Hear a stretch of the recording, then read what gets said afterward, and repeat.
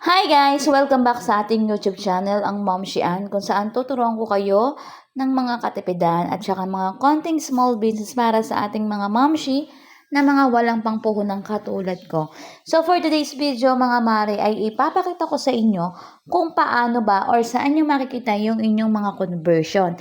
And ipapakita ko din sa inyo kung paano ba mag-like ng product para maisama mo siya sa. So, ganito lang yun mga mare. Kapag gusto nyo makita yung conversion ninyo mga Mars, kunyari nag-live kayo kahapon at gusto nyo makita kung magkano yung kinita nyo or kung magkano yung ilan yung conversion nyo, pupunta lang po kayo sa Shopee app. So, ito mga mare, hindi na tayo nakakapag-live ha. So, ito, dun sa Shopee app ninyo, kunyari ganyan mga madam, ayan po, makikita nyo po yung itong affiliate program sa ilalim. So, pipindutin nyo lang po yan mga Mars. Tapos, makikita nyo po sa ilalim, meron tayong offer, may conversion, may income, and may account. Ayan. Katulad po na itong nasa taas, nakalagay po, your performance in August, September 15. So, ayan lang po yung aking 15 clicks siya, pero isa lang yung talagang nag-order. So, meron akong estimated commission na piso, di ba po? Di ba, sabi ko sa inyo, hindi ganun kalaki ang kinikita ko dito kay Shopee. So, talagang pantulong lang to sa gastusin. So, eto mga mare, so pag pupunta kayo to kay conversion, makikita nyo dyan mga Mars, yung inyong mga product na pending na, mga conversion. Ibig sabihin yan, hindi pa mga bayad. Ayan mga Mars, yan. Makikita nyo yan mga madam, ayan. Pag naman nakita niyo itong completed na, ibig sabihin po, bayad na yan or nailagay na po yan kay Shopee Wallet. So, ayan, may pending pa rin tayo. Ayan. So, ayan, madami yan, mga madam. Ayan, ayan, katulad po nito, maraming nagtatanong, canceled yung isa. Ibig sabihin, mga madam, yung umorder nito is kinancel. So, wala tayong makukuhang komisyon doon. Kaya yun po ay canceled. Pag ito naman completed, ibig sabihin, mga madam, ay natanggap na natin yan kay Shopee Pay Wallet. So, ayan, mga madam. Ngayon naman, mga madam, ipapakita ko naman sa inyo yung income. So, pindutin nyo lang tong income.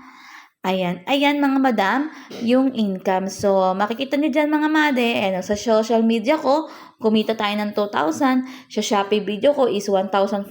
Tapos sa Shopee live ko, kumita tayo ng 1,600 pesos. So, ayan mga pending, yan yung po yung papunta na po yan sa aking Shopee wallet or mag-aantay pa po ako ng AR bago po yan pumasok sa aking account. And ayan po, mga paid na, makikita nyo po sa ilalim, paid na po siya. So, ayan, 431, may 523, and many more. Ayan, mga paid na po yan. Ibig sabihin, yan po ay pumasok na sa aking Shopee wallet. So, kapag may nakita kayong cancel dun po sa inyong conversion, ibig sabihin, it's either nag-cancel po si buyer po, no? So, ayan, naituro ko na sa inyo kung paano nyo makikita yung inyong mga conversion, mga income. So, kapag may canceled, mga mare, tandaan nyo, pwedeng nag-cancel si customer or kaya mga Mars, hindi po pwedeng mag-same ng Wi-Fi address, same ng address yung ang mag-order kasi bawal po yung kay Shopee. And then mga mare, ipapakita ko naman sa inyo kung paano ba maglagay ng product sa ating Shopee affiliate. So, ganito po yan. Pagpupunta po kayo sa inyong Shopee app, ganito lang po yung inyong gagawin. So, katulad po neto, kunyari, ito mga Mars, itong plant stand and native basket. Gusto ko siyang isama sa live. Ang una niyo pong gagawin is, di ba po tayo kay Shopee, mahanap kayo ng product na gusto niyo, i-heart niyo lang po ito. Ayan, nakalagay na sa added to likes na po ha.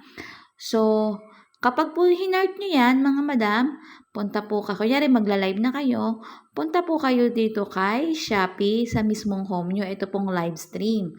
So, pag pinindot nyo po si live stream, kikreate nyo po yung stream, and then mga madam, lalabas po dyan yung inyong, maglalagay po kayo ng title, and then another title, and then edit cover nyo kung anong gusto nyo po. And then, ayan mga madam mo, kunyari maglalagay tayo, Eto mga madam, huwag kayong malito ha. Eto ha. Yan po ay yung mga 1, 2, 3, 4, 5. Yan po ay nailagay ko na kanina. So, kapag gusto niyo pong maglagdagdag, add related products lang. Ayan po yung hinart natin kanina. Pindutin nyo lang po yan. Tapos nakalagay po dyan, add 33. So, mga madam, 50 lang po yung items na ang dapat nasa ating Shopee cart kapag tayo ay magla-live. So, nandito po siya sa panghuli. So, ayun mga madam. And then, ina-next mo lang siya mga madam. At pag next nyo madam, ayan.